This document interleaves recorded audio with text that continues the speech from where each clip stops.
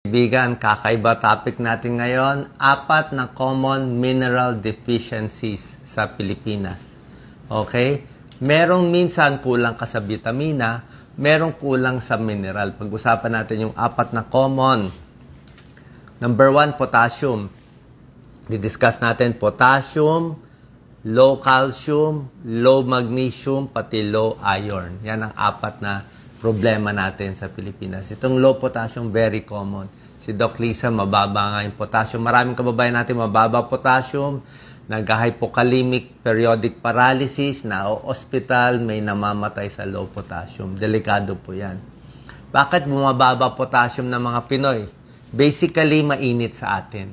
Okay? Mainit, laging pinapawisan, bumababa ang potassium. I think, may connection din yung baka nasa dugo Sa Philippines talagang madalas bumababa potassium. Bukod dito, mahina tayo kumain ng prutas at gulay. Diba? Mahal ang prutas at gulay. Nandyan yung potassium. So, pag hindi kayo kakain, bababa lalo. Ano ang cause? Excessive sweating, pawis, init, laging dumudumi, diarrhea, laxative, diuretics, pampaihi. Sobra daming alak. Alak kasi pampaihi din.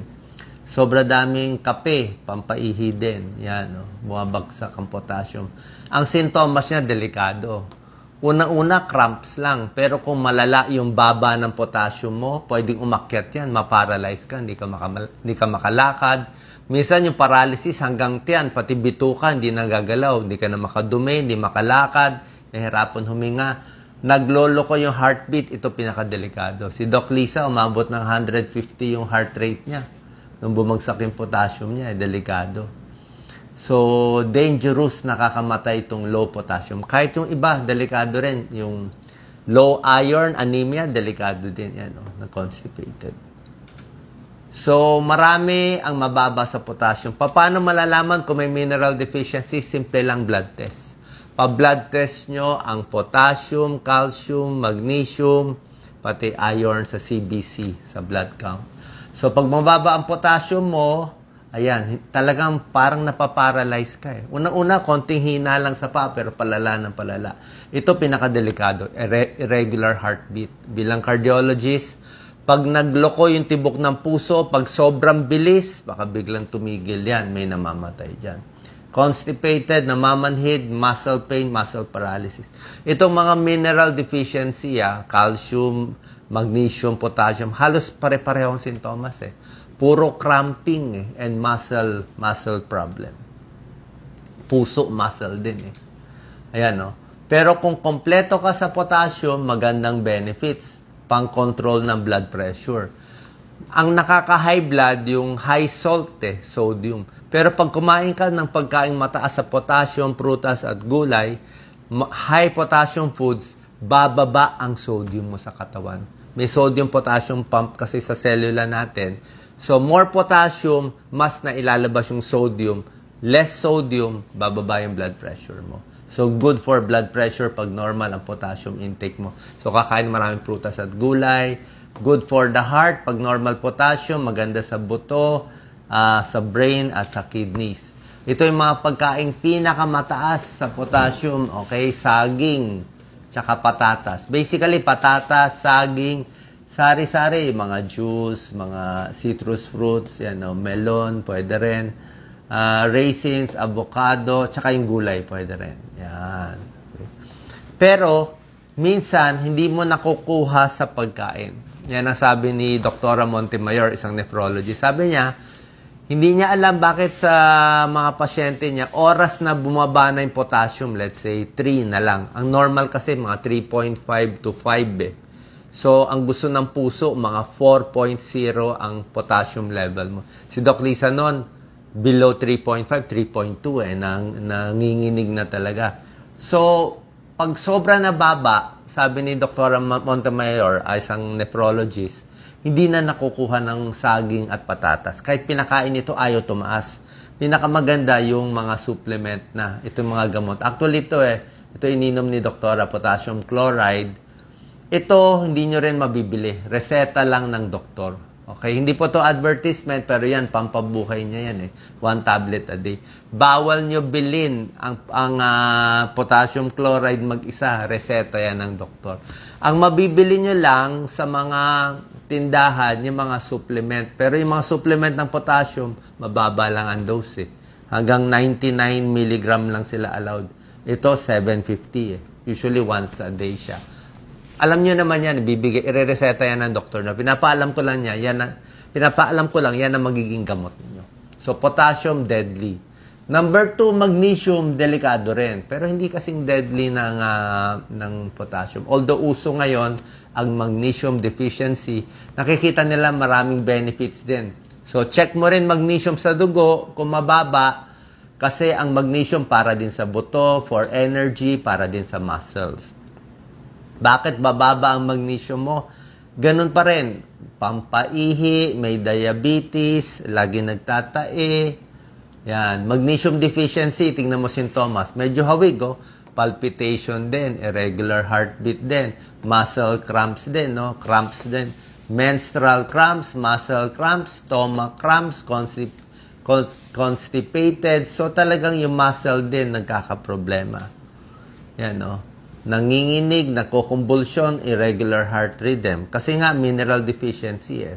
Parehong mga muscle ng katawan ang tinatamaan. So, bakit din humihina? Medyo hawig din sa potassium. No? Mababa ang diet mo. Kulang sa prutas at gulay. Lagi nagtatae, may irritable bowel, puro alak. Alak kasi pampaihi eh. Pag ihi ka na ihi, nalalabas yung mga nutrients ng katawan natin. Sobra taas sa kape, napapaihi ka rin. So, ito pa rin, mga gulay, vitamin-rich foods, mga isda, tsaka mga nuts. Ang nuts, maraming minerals. Kaya, healthy ang mani. Pwedeng mani, kasoy, kung kaya nyo mas mahal, butong pakwan, pwede rin yan, sari-saring mani. Huwag lang masyadong maalat at mamantika, isang dakot lang. Very healthy ang mani. Maraming minerals siya. High protein pa.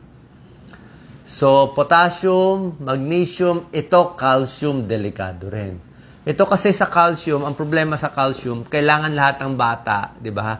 Mataas dapat ang calcium intake. Di ba, mga bata, painumin ng calcium ng gatas. Painumin ng gatas ang bata, patulugin ng maaga para tumangkad. Best calcium absorption ng katawan, 20 years old and younger. Teenager, doon kayo minom ng gatas. Okay? Pag matanda na, after 30 years old, halos hindi na na-absorb yung calcium. Kahit uminom ka maraming gatas at 30, konti na lang na-absorb. Pero kailangan nyo pa rin. Okay? So, anong mangyayari? So, kailangan nyo milk, yogurt, or keso. Kung hindi, green leafy vegetables or calcium supplement na tayo. 1,000 milligrams a day ang required. So, pag mababa ka sa calcium, may muscle problem din. Okay? Bakit bumababa? Ganun din. Poor diet, baka may parathyroid. Lactose intolerant, hindi makainom ng gatas, pwede rin. Meron ding, ito, magkakasama siya, magnesium deficiency, minsan kasama rin yung calcium deficiency. Ang sintomas ng calcium deficiency, ganun din. Muscle problem din. Nagka-cramps yan, muscle issue, fatigue, may kasama pa brittle nails and hair. So, yung kuko, marupok, buhok, nalalagas, marupok sa balat. Okay? So, tandaan nyo to, kuko at buhok may problema pag mababa ka sa calcium. Bone disease, muscle problem, PMS, fatigue, ayan, pati tiyan, masakit. Ano mga pagkain mataas sa calcium? Lahat ng, sari-sari. Mani, di ba? Sanabi ko, mataas siya sa calcium. Basta mani, maraming minerals. Gatas, kung di kayo pwede ng gatas, pwede mga ibang klaseng milk. Pwede ring taho, tofu. Yan, pwede rin. Gulay, sweet potato, yan, meron ding mga calcium. Tsaka meron mga calcium fortified. Kung di talaga, wala talaga makuha, calcium supplement, wala namang masama. Lalo na pag tumatanda. Mga babae, postmenopausal, mga lalaki, usually binibigyan ng doktor ng calcium para hindi mabali ang mga buto. Merong mga preparation na may combination at tinago ko yung brand, wala po tayo na-advertise. So, merong iba, actually may ininom akong ganito, calcium, magnesium, at zinc. Number 4 na delikado din, iron deficiency. Ang sintomas, iron deficiency, anemic.